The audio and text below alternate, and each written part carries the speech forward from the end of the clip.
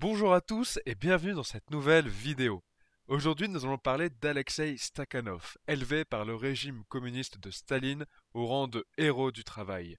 Ce simple ouvrier va être au service d'une propagande d'État visant à promouvoir la productivité des travailleurs dans le contexte du second plan quinquennal entre 1933 et 1937, visant à créer une nouvelle vague d'ouvriers qualifiés.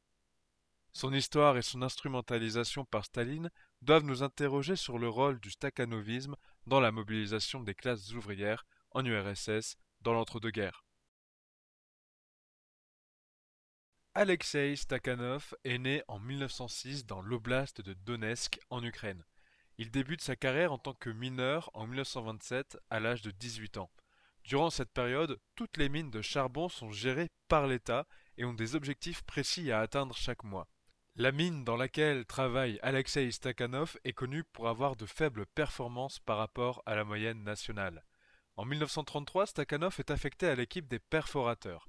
Ce sont les mineurs qui utilisent des piolets pour détacher le charbon, puis le mettent dans des wagons et le font sortir de la mine par des chevaux. Ils travaillent souvent allongés sur le côté ou sur le dos. Face à ces difficultés, le jeune mineur propose un nouveau mode de fonctionnement au directeur de la mine. Stakhanov propose d'avoir un mineur chargé de la perforation, un autre du chargement du charbon sur les wagons, un autre de surélever le plafond de la mine quand c'est nécessaire, et un dernier menant le poney plutôt qu'un seul mineur enchaînant toutes ces tâches.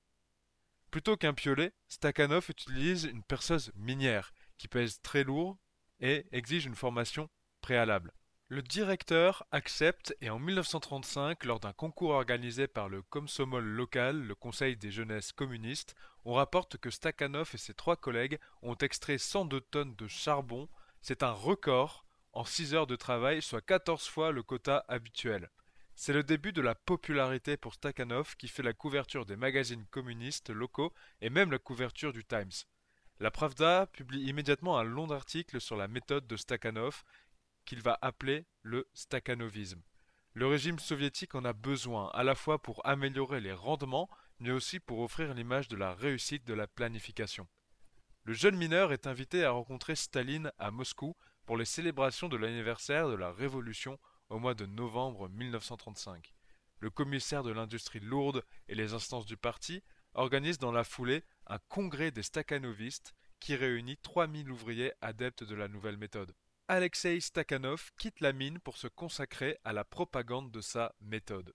Après une formation académique, l'ancien mineur entre au ministère de l'Industrie du charbon, puis évolue à la tête de différents combinats. Les combinats sont des groupes d'entreprises d'un même domaine de production.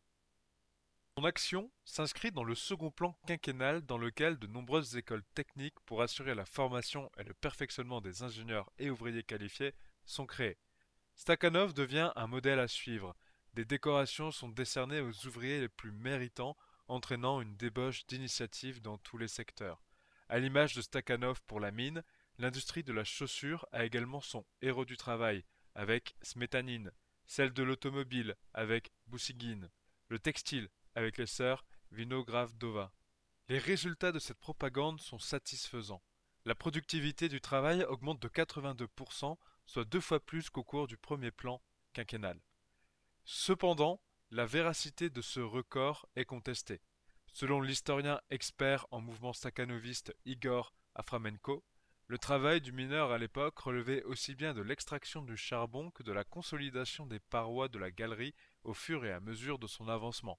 Toutefois, Stakhanov était déchargé de cette dernière tâche qui fut partagée entre deux de ses collègues, Borisenko et Tchigolev. Les supérieurs de Stakhanov ont omis d'en parler pour amplifier l'effet de l'exploit de leur héros en devenir.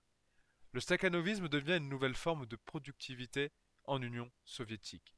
Mais le système basé sur des cadences infernales et une aliénation au travail est évidemment loin d'être émancipateur. Les contraintes sur les ouvriers se renforcent de manière considérable dans les entreprises. Augmentation des normes et sanctions si celles-ci ne sont pas atteintes, lutte contre l'absentéisme et les retards, augmentation de la journée de travail et des horaires, emprisonnement de tout ouvrier récalcitrant, suppression des salaires pour les ouvriers inefficaces et rétablissement du livret ouvrier. Incapables d'assurer un rythme de travail surhumain qui se traduit pour eux par des baisses de salaire et une répression accrue, les travailleurs réagissent par des grèves et des émeutes. les accidents miniers se multiplient. Ce n'est qu'à la mort de Staline que le mythe Stakhanov sera remis en cause après que ses collègues parlent et avouent la supercherie. La statue de Stakhanov sera déboulonnée en octobre 1988, quand Konstantin Petrov, secrétaire de la section locale du parti dans le Donbass, reconnaîtra publiquement que le héros du travail soviétique avait en réalité été aidé par toute une équipe.